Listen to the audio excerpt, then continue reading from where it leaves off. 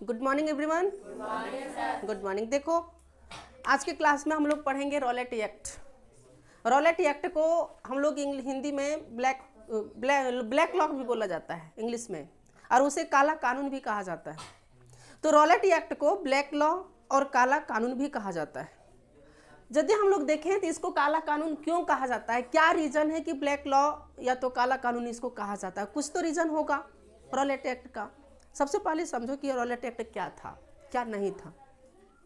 भारत में क्या था, थोड़ा समझना, ध्यान से समझना। भारत में क्या था कि भारत में लोग जो है सो अपनी आज़ादी की मांग बहुत ज़्यादा कर रहे थे, और यहाँ पर एक पार्टी जो था जिसको हम लोग कहते हैं आतंकवादी पार्टी। आतंकवादी पार्टी वो जनरली था नहीं, बल्कि अंग्रेज उसको आतंकवादी पार्टी कहा करते थे।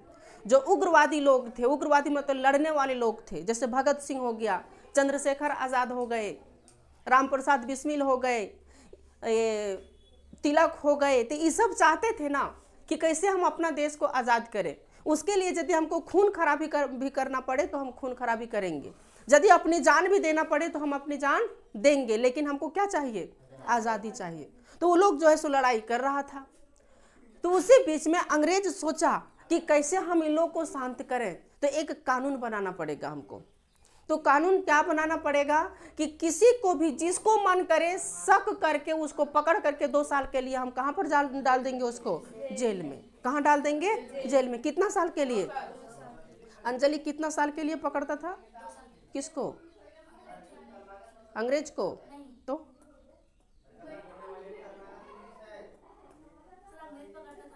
अंग्रेज किसको पकड़ता था? भारतीयों को। ध्यान यहाँ रखो, किसको पकड़ता था? भारतीयों को, और पकड़ करके उसको जेल में डाल देता था एकदम शक की नज़र से। तो बात है, ये कानून जो बनी बहुत जल्दी फास्टली बना। हमारा जो इंडिया है, उस समय इंडिया में गवर्नर जो थे, गवर्नर वो चैम्सफोर्ड, लॉर्ड चैम्सफोर्ड थे।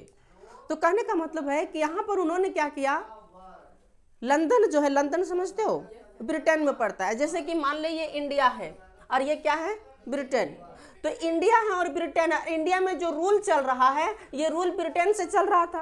अंग्रेज इस रूल को चला रहा था, शासन कर रहा था, क्योंकि इंडिया को पूरी तरह से क्या कर लिया था इन्होंने? गुलाम बना लिया था। किसने?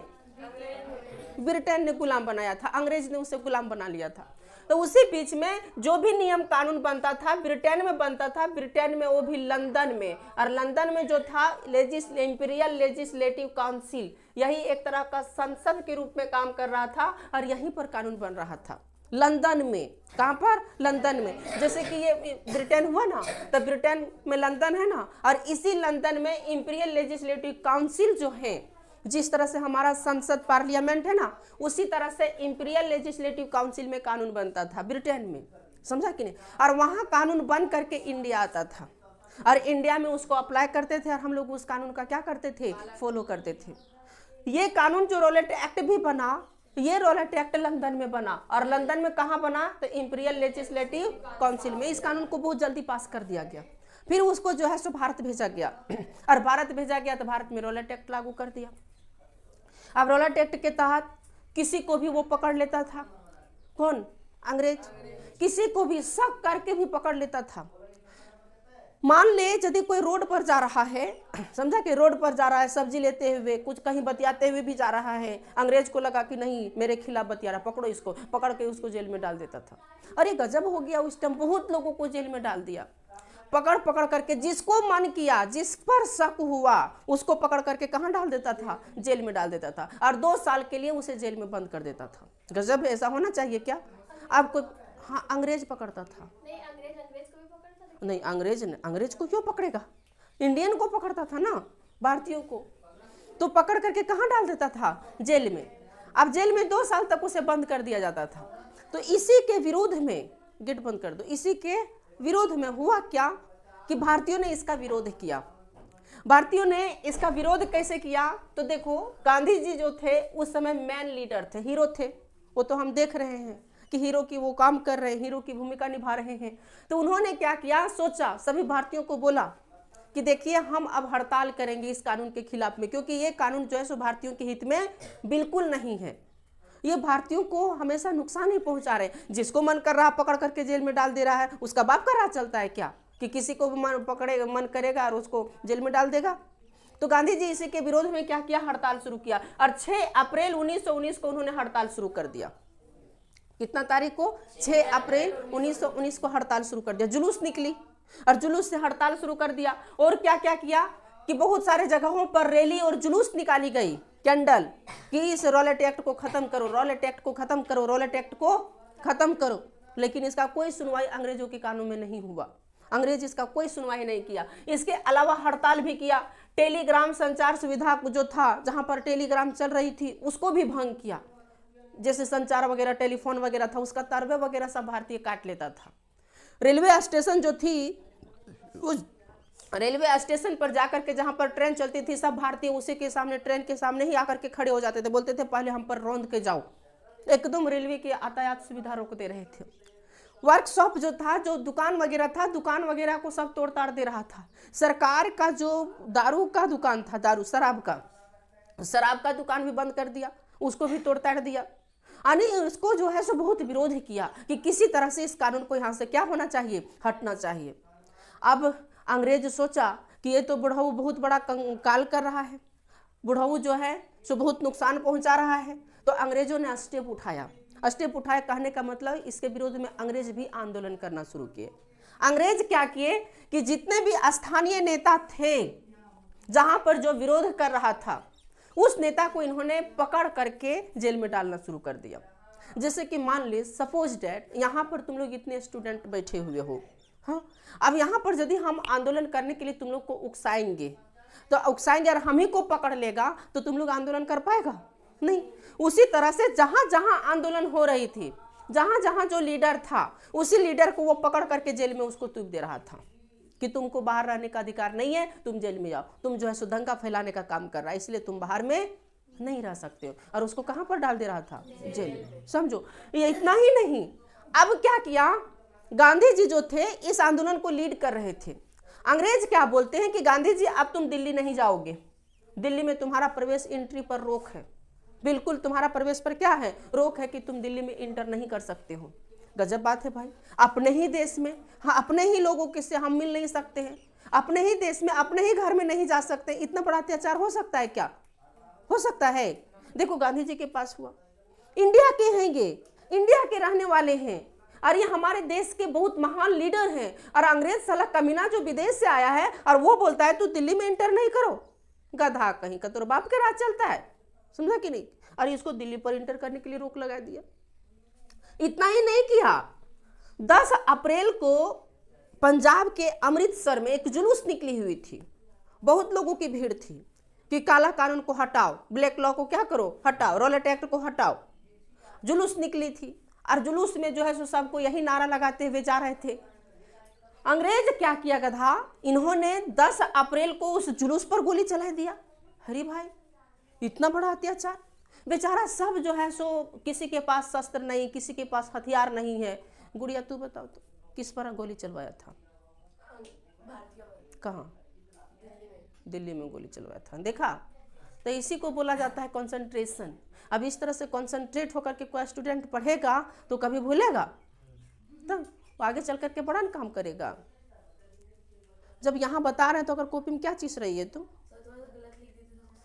हाँ, तो गलत लिख रही थी तो उसका प्रॉब्लम था, वो तेरे बदले वो याद नहीं रख पाएगी ना। सुनो बाबू, सारा चीज लिखा हुआ नहीं बोर्ड पर है, सुनो, आदत बनाओ तुम लोग सुन के समझने का, सुनो समझो और खुद से लिखने का ट्राई करो, समझी?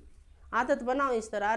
तुम लोग क्लास में जब बताते हैं तो कभी इधर ताकत रहती, कभी उधर ताकता है, अच्छी बात नहीं यार। पूछ देते हैं तो कहाँ आंदोलन गोली चलाया था, तो दिल्ली में। चलो, ये तुम मुकेशवा का एकदम बदनाम करके रख दोगी तुम लोग रे। चलो देखो, अब हुआ क्या, 10 अप्रैल को जो अमृतसर से गुजर रही थी, अमृतसर पंजाब में पड़ता है, और उस गली में जो जुलूस गुजर रही थी, अंग्रेज ने क्या किया, उस जुलूस पर गोली चलवा दिया। और गोली चलाने के बाद जो है सो बहुत लोगों की हत्या कर दी गई। अरे अंग्रेज इतना घटिया गिरा हुआ इंसान था, क्या कहे कि वहाँ की जो गर्भवती महिला थी उसके पेट पर चढ़ करके रौंद दिया गया। जो छोटे छोटे बच्चे थे उसको भी नहीं छोड़ा, उसका कत्ल कर दिया गया। साला उसका रूह कांपना चाहिए कि इस छोटे बच्चे को हम क्यों मार रहे हैं। उसको मारने से पहले उसका दिल नहीं कांपा होगा? साला कमीना ऐसा घटिया इंसान था वो, कौन? अंग्रेज। और हमारे भारतीयों पर अत्याचार किया, छोटकेन बचवेन को नहीं छोड़ा। अरे वो निर्दोष बच्चा क्या जानता है कि तू गुलाम बनाया कि आजाद बनाया? उसको सिर्फ पेट से मतलब और खेलने से मतलब है, और कुछ मतलब रहता है बच्चे को?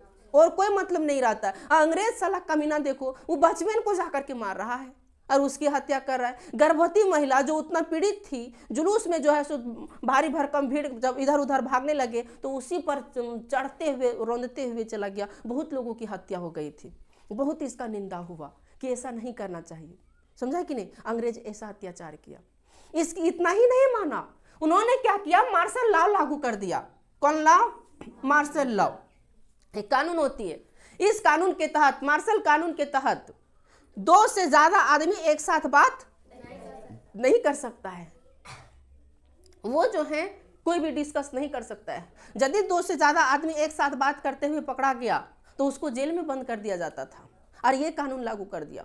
और वहां के अब कमान जो है सो उस अक्खज इंसान के हाथों में दे दिया, जिस अक्खज इंसान को भारतीय कभी देखना पसंद नहीं करता था।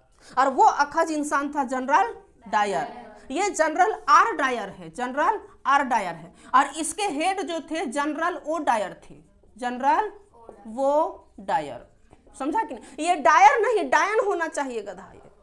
ये इंडिया के लिए एकदम, ये दोनों जो है सो डायन थे। अब यहाँ का जो कमान है बोला कि अब जो ये स्थिति बिगड़ रही है, इस स्थिति को सुधारने के लिए उसका कमान किसके हाथों में दे दिया? General O Dyer. और जनरल ओ डायर ने किस में शिफ्ट कर दिया? किसके? जनरल आर डायर को अपॉइंट किया कि तुम जो है सो जा करके देखो। जनरल ओ डायर आराम से घर में बैठा रहता था, वो सब फोन से हैंडल करता था, और बाकी काम कौन करता था? General R Dyer. ये दोनों इतना घटिया गिरा हुआ इंसान था कि इसकी वजह से कई लोगों की, निर्दोष लोगों की हत्या हुई थी, कई लोग मारे गए थे। लेकिन ये भी नहीं बचे, इसका भी अच्छा से खामियाजा लिया गया। भारतीयों ने देखा कि साला के बहुत स्थिति गंभीर हो रही है, फिर से भारतीयों ने विद्रोह करना शुरू कर दिया। और भारतीयों ने क्या किया? बैंक को और डाकघर को लूटना शुरू कर दिया। बैंकवे को लूटने लगा कि साला पैसा रहेगा तब ना कुछ करेंगे, समझा कि बैंकवे लूटो। डाकघर जो थे जहां पर चिट्ठी वगैरह आता था उसी को लूटने लगा। इतना ही नहीं, रेलवे स्टेशन जो था उस रेलवे स्टेशन को तोड़ फोड़ करने लगा। जो पटरी होती ना, पटरी को तोड़ देने लगा। वहां पर जा करके लोग जो है सो हमला करने लगे। और हमला करने के बाद जो है सो फिर से अंग्रेज इस हद तक गिरा कि एक बहुत ही बड़ा घटना घटता है। वो इंडिया में अब तक के सबसे महान घटना में से एक था, जिसको हम लोग कहते हैं जालियांवाला बाग हत्याकांड। अब जो हम लोग पढ़ेंगे वो जालियांवाला बाग हत्याकांड पढ़ेंगे, जिसको पढ़ने के बाद हम लोग की आंखें जो है जरूर कुछ न कुछ गीली होगी, समझा कि नहीं? चलो इतना लिख लो।